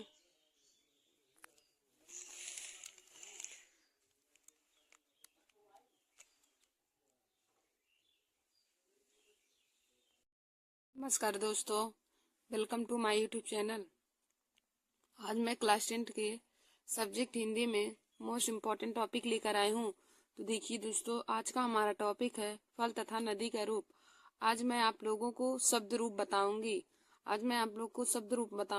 शब्द रूप में फल और नदी का रूप मैं आप लोगों को लिखना बताऊंगी कि बोर्ड एग्जाम की परीक्षा में शब्द रूप को कैसे लिखा जाएगा। तो देखिए दोस्तों, आज का हमारा यह वीडियो क्लास 10 के लिए विषय हिंदी में है। और देखिए दोस्तों, शब्द रूप से संबंधित क्वेश्चन बोर्ड एग्जाम की परीक्षा में 2 नंबर के पूछे जाते हैं। तो आप लोग हमारे इस वीडियो को जरूर देख लीजिए और अपने दोस्तों में भी शेयर कर लीजिए। तो आज मैं आप लोगों को फल तथा नदी का शब्द रूप बताऊंगी। तो देखिए दोस्तों, पहले आप लोग हेडिंग डाल लीजिए फल का। आप लोग पहले हेडिंग डाल लीजिए शब्द रूप और उसमें नंबर 1 करके फल का। तो हम फल का आज शब्द रूप आप लोगों को और नदी का शब्द रूप बताएंगे। तो आप लोग पहले हेडिंग फल का डाल लीजिए। उसके बाद देखिए दोस्तों, आप लोग काली पेन से ऊपर हेडिंग डाल लेंगे। एक तरफ विभक्ति, 4 कॉलम बनाएंगे। विभक्ति, एक वचन, दो वचन और बहुवचन। देखिए दोस्तों, आप लोग 4 कॉलम बनाएंगे। विभक्ति, एक वचन, दो वचन और बहुवचन का। तो इसमें देखिए विभक्ति में हम लिखेंगे, देखेंगे प्रथमा विभक्ति। विभक्ति में काले पेन से लिखेंगे प्रथमा विभक्ति। एक वचन में लिखेंगे अब फल के रूप में फलम फले फलाने, फलम फले फलाने। अब देखिए दोस्तों, द्वितीय विभक्ति में क्या हो जाएगा, द्वितीय विभक्ति में भी वही हो जाएगा फलम फले फलाने। जो प्रथमा विभक्ति में है वही द्वितीय विभक्ति में भी हो जाएगा। प्रथमा विभक्ति में है फलम फले फलाने और द्वितीय विभक्ति में भी दोस्तों हो जाएगा फलम फले फलाने। अब हम तृतीय विभक्ति में लिखेंगे फलेन फलाभ्याम फलय। देखिए दोस्तों, तृतीय विभक्ति में हो जाएगा फलेन फलाभ्याम फलय। चतुर्थी विभक्ति में हो जाएगा फलाय फलाभ्याम फलेभ्य। चतुर्थी विभक्ति में हो जाएगा फलाय फलाभ्याम फलेभ्य। फिर पंचमी विभक्ति में हो जाएगा फलात फलाभ्याम फलेभ्य। पंचमी विभक्ति में हो जाएगा दोस्तों फलात फलाभ्याम फलेभ्य। फिर हमारा षष्ठी विभक्ति में हो जाएगा फलस्य फलियो फलानाम। षष्ठी विभक्ति में हो जाएगा फलस्य फलियो फलानाम। फिर हमारा सप्तमी विभक्ति में हो जाएगा फले फलियो फलेसु। सप्तमी विभक्ति में हो जाएगा फले फलियो फलेसु। फिर संबोधन में हो जाएगा, संबोधन में हो जाएगा हे फल हे फले हे फलाने। संबोधन में हो जाएगा हे फल हे फले हे फलाने। देखिए दोस्तों, मैंने आप लोगों को बताया कि फल का रूप कैसे लिखा जाएगा। तो पहले आप लोग चार हेडिंग ऊपर डाल लेंगे और 4 कॉलम बना लेंगे। पहला कॉलम हमारा विभक्ति रहता है। तो देखिए दोस्तों, विभक्ति में हम कौन कौन सी हेडिंग डालते हैं। तो विभक्ति में रहती है प्रथमा विभक्ति, द्वितीय विभक्ति, तृतीय विभक्ति, चतुर्थी विभक्ति, पंचमी विभक्ति, षष्ठी विभक्ति, सप्तमी विभक्ति और संबोधन। हमारा विभक्ति में यही 5 हम 5-6 हम जो डालते हैं यही हेडिंग, या फिर हम इसको काले पेन से लिख कर इसके आगे भी हम एक वचन, दो वचन और तीन वचन में, एक वचन, दो वचन और तीन वचन में जिसका रूप दिया रहता है या फिर जिसका रूप हमें लिखना रहता है उसके रूप को हम लिखते हैं। तो देखिए दोस्तों, हमारा तीनों हेडिंग पहले हम ऊपर 4 कॉलम बना लेंगे। एक विभक्ति का, विभक्ति, फिर एक वचन, दो वचन और बहुवचन का। यही देखिए दोस्तों, हम चारों ऊपर कॉलम बना लेंगे। विभक्ति, एक वचन, दो वचन और बहुवचन। और विभक्ति में लिखेंगे प्रथमा विभक्ति, द्वितीय विभक्ति, तृतीय विभक्ति, चतुर्थी विभक्ति, पंचमी विभक्ति, षष्ठी विभक्ति, सप्तमी विभक्ति और संबोधन। तो आइए दोस्तों, हम आप लोग को फल का शब्द रूप लिखना बताते हैं। तो आप लोग 4 कॉलम बना लीजिएगा। उसके बाद हम लिखेंगे फलम फले फलाने।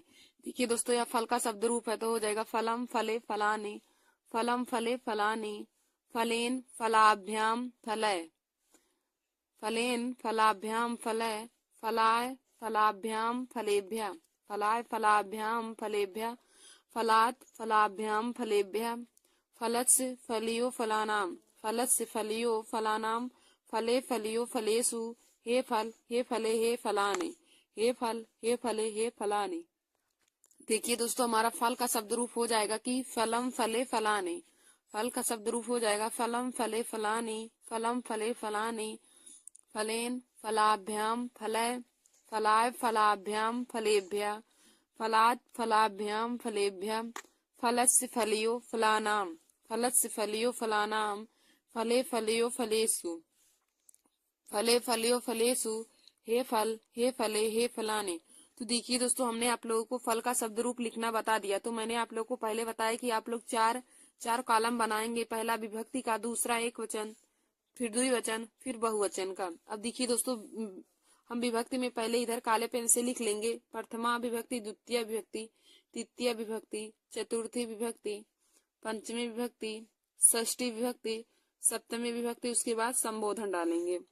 फिर अब देखिए दोस्तों, हम एक वचन, द्विवचन और बहुवचन में उसका शब्द रूप लिखते हैं फल का। तो फल का शब्द रूप हो जाएगा फलम फले फलाने, फलम फले फलाने, फलेन फलाभ्याम फलय, फलेन फलाभ्याम फलय, फलाय फलाय फलाभ्याम फलेभ्य,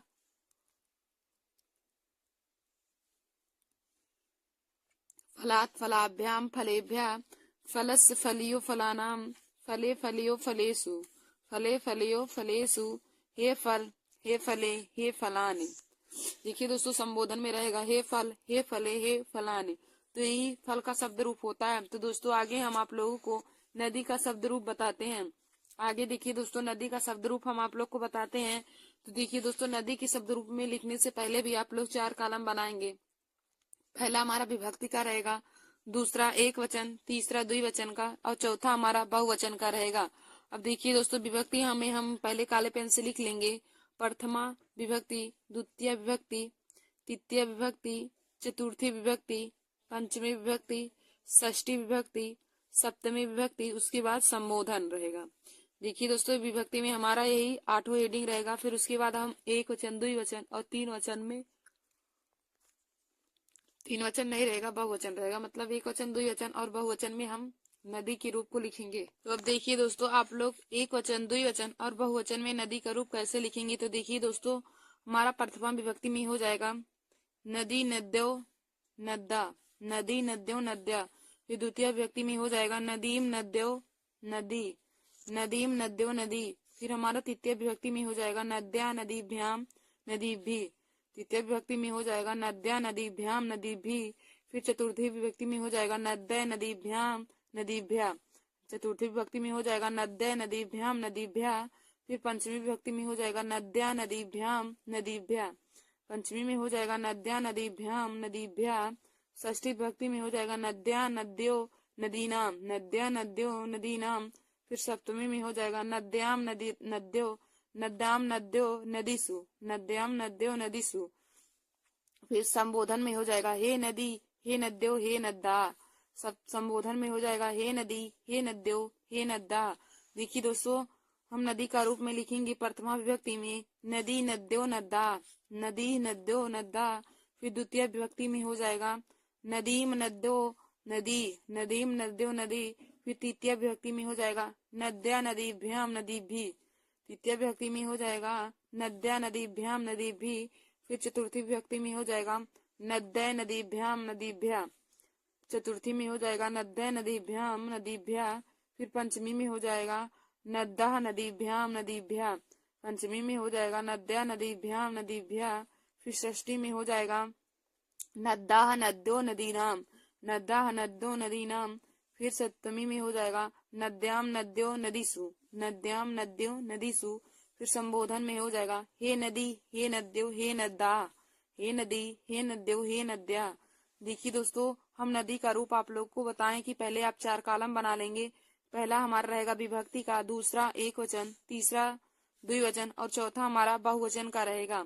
तो देखिए दोस्तों आप चारों कॉलम बना के उसमें लिखेंगे। विभक्ति में आप लोग लिख लेंगे पहले प्रथमा विभक्ति, द्वितीय विभक्ति, तृतीय विभक्ति, चतुर्थी विभक्ति, पंचमी विभक्ति, षष्ठी विभक्ति, सप्तमी विभक्ति। फिर उसके बाद लास्ट हेडिंग हमारा संबोधन रहेगा। अब देखिए दोस्तों अब एक वचन, द्विवचन और बहुवचन में आप लोग नदी के रूप को लिखेंगे नदी नद्यो नद्दा, नदी नद्यो नद्दा, नदीम नद्यो नदी, नदीम नद्यो नदी, नद्दा नदीभ्याम नदीभि, नद्या नदीभ्याम नदीभि, नद्दय नदीभ्याम नदीभ्या, नद्दय नदीभ्याम नदीभ्या, नद्दाह नदीभ्याम नदीभ्या, नद्दाह नदीभ्याम नदीभ्या, नद्दाह नद्यो नदीनाम, नद्याह नद्यो नदीनाम। फिर नद्दाम नद्यो नदीसु, नद्याम नद्यो नदीसु। फिर हमारा संबोधन में रहेगा हे नदी हे नद्यो हे नद्दा, हे नदी हे नद्यो हे नद्दा। तो देखिए दोस्तों आज मैंने आप लोगों को क्लास 10 हिंदी में शब्द रूप बताया और शब्द रूप में मैंने आप लोगों को फल और नदी दोनों का शब्द रूप बता दिया है। तो देखिए दोस्तों बोर्ड एग्जाम की परीक्षा में आप ऐसे ही कॉलम बना के लिखेंगे और पहले 4 कॉलम बना लेंगे और उसमें एक में लिख लेंगे विभक्ति, एक में एक वचन, एक में दो वचन और एक में बहुवचन। तो देखिए दोस्तों हम पहले आप लोगों को फिर से एक बार फल और नदी का रूप पढ़कर बता देते हैं। जिन भी स्टूडेंट को पढ़ने में कठिनाई होती है तो वे लोग जरूर से इस वीडियो को ध्यान से देख लें और अपने दोस्तों में भी शेयर कर लीजिए, क्योंकि यह क्लास 10 के विद्यार्थियों के लिए बहुत ही महत्वपूर्ण क्लास है। तो देखिए दोस्तों फल का हो जाएगा फलम फले फलाने, फलम फले फलाने, फलम फले फलाने, फलम फले फलाने। फिर हो जाएगा फलेन फलाभ्याम फलय, फलेन फलाभ्याम फलय। फिर हमारा आगे हो जाएगा फलाय फलाभ्याम फलेभ्य, फलाय फलाभ्याम फलेभ्य, फलात फलाभ्याम फलेभ्य, फलात फलाभ्याम फलेभ्य। फिर देखिए दोस्तों हमारा आगे हो जाएगा फलस्य फलियो फलानाम, फलस्य फलियो फलानाम। फिर हो जाएगा फले फलियो फलेसु, फले फलियो फलेसु, हे फल हे फले हे फलाने। देखिए दोस्तों फल का हो जाएगा फलम फले फलाने, फलम फले फलाने, फलेन फलाभ्याम फलय, फलाय फलाभ्याम फलेभ्य, फलात फलाभ्याम फलेभ्य, फलस्य फलियो फलानाम, फले फलियो फलेसु, हे फल हे फले हे फलाने। यही हमारा फल का शब्द रूप हो जाएगा। फिर हमने आगे आप लोग को नदी का शब्द रूप बताया, तो देखिए दोस्तों नदी का क्या हो जाएगा नदी नद्यो नद्दा, नदी नद्यो नद्दा, नदीम नद्यो नदी, नदीम नद्यो नदी, नद्दा नदीभ्याम नदीभि, नद्या नदीभ्याम नदीभि, नद्दय नदीभ्याम नदीभ्य, नद्दय नदीभ्याम नदीभ्य, नद्दाह नदीभ्याम नदीभ्य, नद्दाह नदीभ्याम नदीभ्य, नद्यः नद्यो नदीनाम, नद्या नद्यो नदीनाम, नद्दाम नद्यो नदीसु, नद्याम नद्यो नदीसु, हे नदी हे नद्यो हे नद्दा, हे नदी हे नद्यो हे नद्दा। देखिए दोस्तों नदी का शब्द रूप हो जाएगा नदी नद्यो नद्दा, नदीम नद्यो नदी, नद्दा नदीभ्याम नदीभि, नद्या नदीभ्याम नदीभि, नद्दय नदीभ्याम नदीभ्य, नद्दाह नदीभ्याम नदीभ्य, नद्दाह नद्यो नदीनाम, नद्दाह नद्यो नदीनाम, नद्दाम नद्यो नदीसु, नद्दाम नद्यो नदीसु, हे नदी हे नद्यो हे नद्दा, हे नदी हे नद्यो हे नद्दा। तो देखिए दोस्तों यह हमारा नदी का शब्द रूप हो जाएगा। देखिए दोस्तों बोर्ड एग्जाम की परीक्षा में पूरा हमें नहीं लिखना रहता, पूरा सातों विभक्ति और संबोधन या सब हमें बोर्ड एग्जाम की परीक्षा में नहीं, हमें किसी एक का पूछ लेगा। जैसे हमें पूछ लेगा कि फल का द्वितीय विभक्ति एक वचन क्या रहेगा, वही हमें लिखना रहे। जैसे फल का हमें पूछ लिया द्वितीय विभक्ति एक वचन लिखना है, तो हम जैसे दोस्तों जब हम याद कर रहेंगे तभी तो हम इसको जैसे हमें पूछ लेगा कि फल का द्वितीय विभक्ति एक वचन लिखिए, तो यही देखिए दोस्तों द्वितीय विभक्ति एक वचन है तो हम लिख देंगे फलम। तो ऐसे हमें बोर्ड एग्जाम परीक्षा में पूछता है। या फिर पूछ लेगा कि फल का षष्ठी विभक्ति बहुवचन में लिखिए, देखिए षष्ठी विभक्ति इसका बहुवचन यही है तो फला नाम हम लिख देंगे। ऐसे दोस्तों आप लोग इसे याद कर लीजिए, और हमें ऐसे ही बोर्ड एग्जाम की परीक्षा में पूछा जाता है, और इतना ही पूछता है वही हमें 2 नंबर का पूछता है। और देखिए दोस्तों शब्द रूप भी हमें पूछता है और धातु रूप भी हमें बोर्ड एग्जाम की परीक्षा में पूछा जाता है। तो हम धातु रूप भी आप लोगों के लिए एक वीडियो बनाएंगे धातु रूप पर भी, जो बोर्ड एग्जाम की परीक्षा के लिए महत्वपूर्ण है। तो धन्यवाद दोस्तों। ऐसे हमारे वीडियो को देखने के लिए आप लोग हमारे YouTube channel Nancy success classes को सब्सक्राइब कर लीजिए और अपने दोस्तों में शेयर करना ना भूलिए। देखिए दोस्तों आज का हमारा यह वीडियो क्लास 10th के स्टूडेंट के लिए बहुत महत्वपूर्ण है, जो लोग क्लास 2025 में बोर्ड एग्जाम की परीक्षा देने जा रहे हैं। दोस्तों देखिए 24 फरवरी को आप लोगों का हिंदी का पेपर है, तो पेपर में फल और नदी में से किसी एक का शब्द रूप जरूर पूछा जाता है, क्योंकि यह बहुत ही महत्वपूर्ण शब्द रूप है।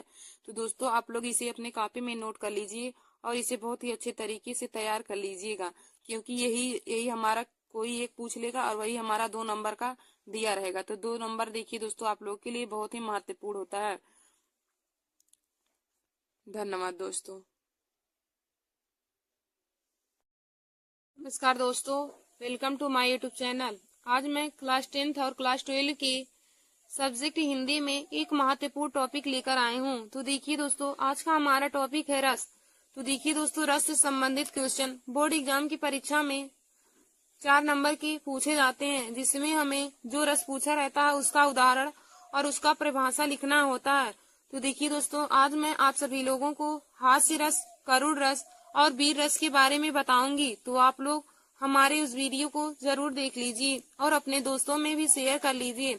देखिए दोस्तों हमारा वीडियो क्लास 10th और क्लास 12 के स्टूडेंट के साथ साथ हर कंपटीशन की परीक्षा के लिए भी महत्वपूर्ण है, जिनमें हिंदी पूछे जाते हैं, क्योंकि आज हम आप लोगों को इसमें परिभाषा, उदाहरण भी बताएंगे और उनके अस्थायी भाव को भी बताएंगे। तो देखिए दोस्तों कंपटीशन की परीक्षाओं में अस्थायी भाव भी पूछा जाता है।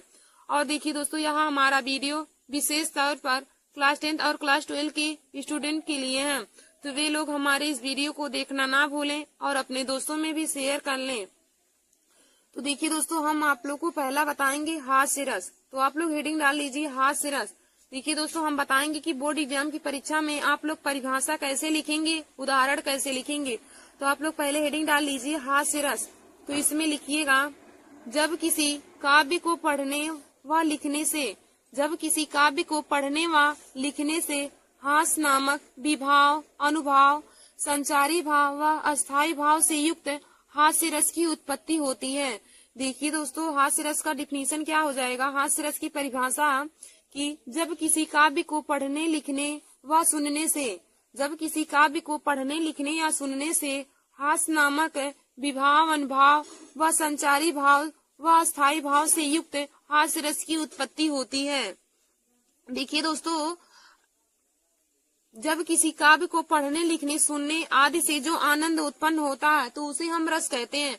यदि पूछे कि रस की परिभाषा क्या होती है, तो रस की परिभाषा यह होती है कि जब किसी काव्य को पढ़ने, लिखने या सुनने से जो हमारे मन में उत्साह उत्पन्न होता है तो उसी की घटना को हम रस कहते हैं। और देखिए दोस्तों, हमने यहाँ पे आप लोग को बताया कि हम आज आप लोगों को हास्य रस, करुण रस और वीर रस का परिभाषा और उसका उदाहरण बताएंगे। तो हमने यहाँ पे पहला लिया है हास्य रस। तो आप लोग हेडिंग डालेंगे हास्य रस। तो इसमें लिखेंगे, जब किसी काव्य को पढ़ने, लिखने व सुनने से, जब किसी काव्य को पढ़ने, लिखने व सुनने से हास नामक विभाव, अनुभाव व संचारी भाव तथा अस्थायी भाव से युक्त हास्य रस की उत्पत्ति होती है। और दोस्तों, आगे हम देखेंगे कि हास्य रस का अस्थायी भाव क्या होता है। तो दोस्तों, हास्य रस का अस्थायी भाव हास होता है। हास्य रस का अस्थायी भाव हास होता है। फिर दोस्तों, आप लोग उदाहरण डालकर उसमें लिखेंगे काले पेन से। देखिए दोस्तों, जो हेडिंग रहेगा आप लोग बोर्ड एग्जाम की परीक्षा में उसको काले स्केच से डालेंगे और हम उदाहरण फिर लिखेंगे काले पेन से, या आप लोग नीले पेन से भी लिख सकते हैं कि बुरे समय को देखकर गंजी तू क्यों रोए, किसी भी हालत में तेरा बाल न बाका होए। आप लोग इसका उदाहरण लिखेंगे कि बुरे समय को देखकर गंजी तू क्यों रोए, किसी भी हालत में तेरा बाल न बाका होए। तो दोस्तों, यहाँ हास्य रस का उदाहरण हो जाएगा। तो आप लोगों को बोर्ड एग्जाम की परीक्षा में उदाहरण के साथ साथ परिभाषा के साथ साथ उदाहरण भी पूछा जाता है। तो दोस्तों, आप परिभाषा और उदाहरण दोनों अपने कॉपी में नोट कर लीजिए। फिर हम आगे देखेंगे, हमारा दूसरा है करुण रस। तो देखिए दोस्तों, करुण रस किसे कहेंगे। तो इसमें आप लोग लिखिए, जब किसी काव्य को पढ़ने, लिखने व सुनने से, जब किसी काव्य को पढ़ने, लिखने व सुनने से शोक नामक विभाव, अनुभाव, संचारी भाव तथा अस्थायी भाव से युक्त करुण रस की उत्पत्ति होती है। जब किसी काव्य को पढ़ने, लिखने व सुनने से शोक नामक विभाव, अनुभाव व संचारी भाव से युक्त करुण रस की उत्पत्ति होती है तो हम इस प्रकार के रस को करुण रस कहते हैं। देखिए दोस्तों, हम कह सकते हैं कि जब किसी काव्य को पढ़ने, लिखने या सुनने से शोक नामक विभाव, अनुभाव, अस्थायी भाव और संचारी भाव उत्पन्न होता है तो हम इस प्रकार के रस को करुण रस कहते हैं। फिर हम आगे देखेंगे करुण रस का अस्थायी भाव क्या होता है। तो देखिए दोस्तों, करुण रस का अस्थायी भाव होता है शोक। करुण रस का अस्थायी भाव शोक होता है।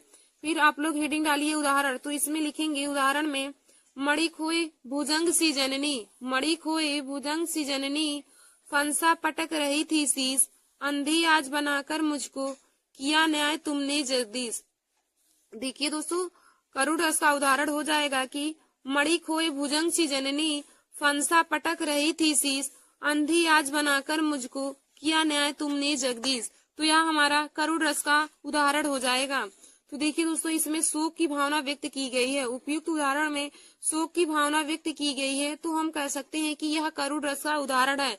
यदि आपको बोर्ड एग्जाम की परीक्षा में पूछे कि आप इसका स्पष्टीकरण करिए तो आप लोग लिख सकते हैं कि इसमें शोक की भावना व्यक्त की गई है। उपयुक्त उदाहरण में शोक की भावना व्यक्त की गई है, इसीलिए हम कह सकते हैं कि यह करुण रस का उदाहरण है। तो दोस्तों, करुण रस का उदाहरण क्या हो जाएगा, मणि खोए भुजंग सी जननी, फंसा पटक रही थी शीस, अंधी आज बनाकर मुझको किया न्याय तुमने जगदीश। यह हमारा करुण रस का उदाहरण हो जाएगा। तो देखिए दोस्तों, करुण रस का परिभाषा क्या हो जाएगा कि जब किसी काव्य को पढ़ने, लिखने व सुनने से शोक नामक विभाव, अनुभाव, संचारी भाव तथा अस्थायी भाव से युक्त करुण रस की उत्पत्ति होती है और हम हमने आप लोगों को बताया कि करुण रस का स्थायी भाव क्या हो जाएगा। तो दोस्तों करुण रस का स्थायी भाव शोक हो जाएगा। और इसका उदाहरण भी हमने आप लोग को बताया। मणि खोई भुजंग सी जननी, फंसा पटक रही थी शीश, अंधी आज बनाकर मुझको किया न्याय तुमने जगदीश। तो देखिए दोस्तों हमारा अगला है तीसरा वीर रस। तो हम आप लोग को वीर रस और उसका उदाहरण और उसका परिभाषा बताएंगे। तो दोस्तों आप लोग हेडिंग डाल लीजिए वीर रस।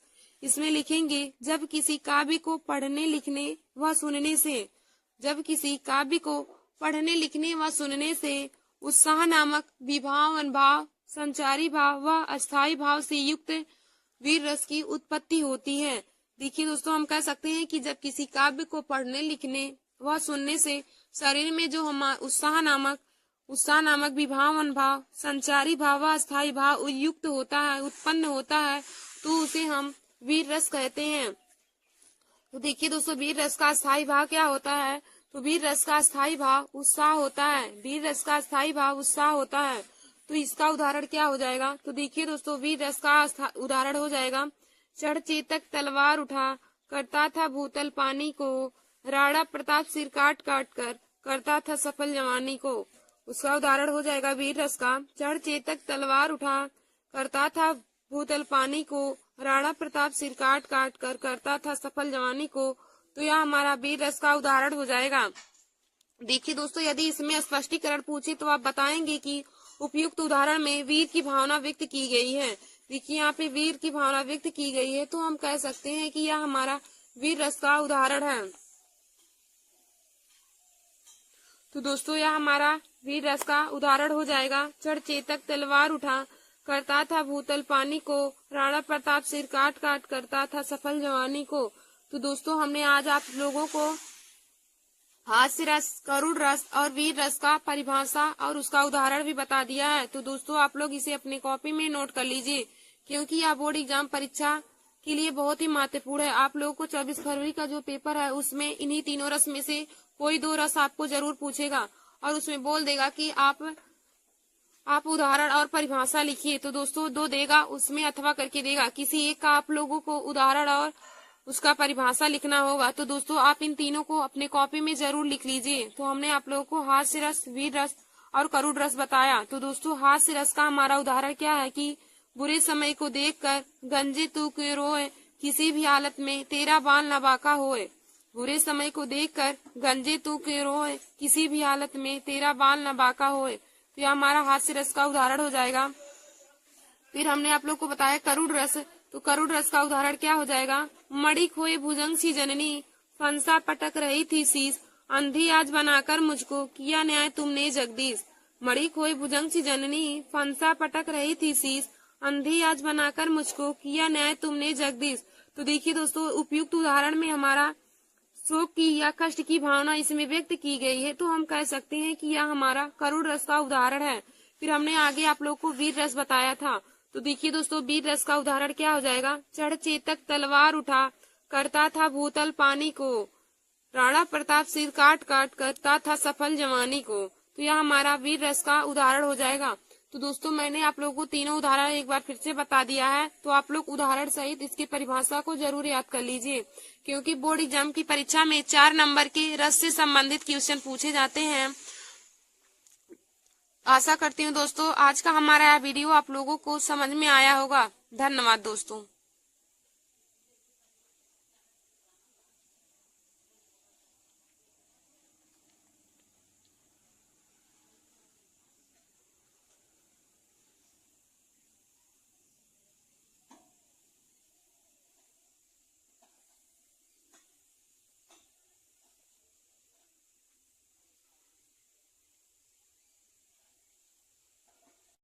नमस्कार दोस्तों, welcome to my YouTube channel.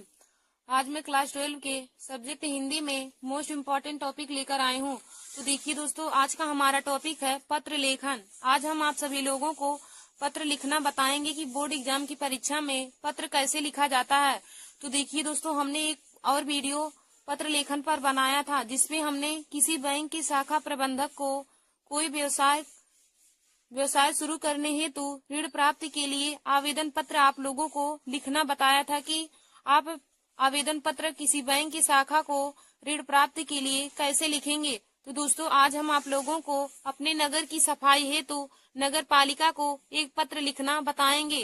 तो दोस्तों देखिए, बोर्ड एग्जाम की परीक्षा में 3 टॉपिक पर हर बार ही पत्र पूछे जाते हैं। उसमें बोर्ड एग्जाम की परीक्षा में दो पत्र लेखन आता है और उसमें से आपको कोई एक लिखना रहता है। तो देखिए दोस्तों, यही तीन ही पत्र हैं जिनमें से 2 आते हैं, तो आप लोग इन्हें जरूर तैयार कर लीजिएगा। तो हमने बैंक की शाखा प्रबंधक को ऋण प्राप्ति के लिए आवेदन पत्र लिखवाया है। तो जिन भी स्टूडेंट को पता नहीं है वे लोग जाके हमारे चैनल पर पत्र लेखन को लिख ले। और आज हम आप लोगों को अपने नगर की सफाई हेतु नगर पालिका पर पत्र लिखना बताएंगे। तो दोस्तों आप लोग हमारे इस वीडियो को जरूर देख लीजिए। देखिए दोस्तों, 24 फरवरी के पेपर में यह पत्र लेखन जरूर पूछा जाएगा, तो आप लोग इसे जरूर देखकर अपने कॉपी में नोट कर लीजिए। तो हम लिखेंगे, इसमें पहले हेडिंग डालेंगे, पहले काले पेन से लिखेंगे सेवा में, उसके बाद कामा लगाएंगे, सेवा में लिखेंगे, फिर कामा लिख के लिखेंगे स्वास्थ्य अधिकारी। सेवा में स्वास्थ्य अधिकारी नगर निगम प्रयागराज उत्तर प्रदेश।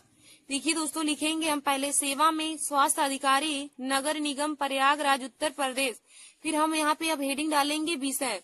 तो यहाँ पे आप लोग काले स्केच से हेडिंग डाल लीजिएगा विषय। फिर इसमें लिखेंगे मतलब किस विषय पर हमें निबंध पत्र लिखना है। तो दोस्तों हमें यहाँ पे नगर की सफाई हेतु नगर पालिका को एक पत्र लिखना है।